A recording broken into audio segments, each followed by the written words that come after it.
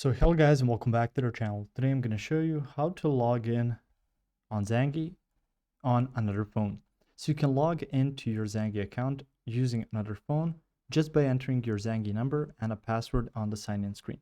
So if you open this, now from this point you should have assigned your password. So you can check your password within settings so you can see your profile, your Zangi premium, data storage, language, privacy, low data usage, stuff like that. You can get with your privacy and you can set up your password if you haven't already. So it's really important to sign in like that. So once you, or rather sign up like that, once you've created your account, you need to add that password. Once that password has been added, you don't have to worry anymore about you not being able to sign in on another device, but you will need to memorize it or write it down somewhere because it's going to be essential to you signing in on another device.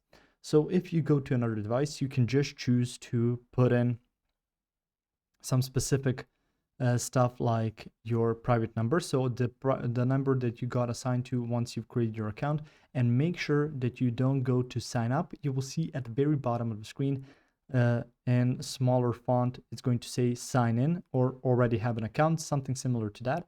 And click on that in order to just get a pop-up to put in your number, which would be similar to your username in some other instances where you need to log in, and your password that you created for your account, and then you can use Zangi on another phone.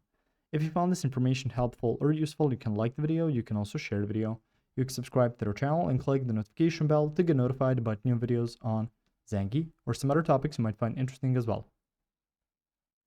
Thank you very much for watching this video, and as always, I will see you guys in the next one.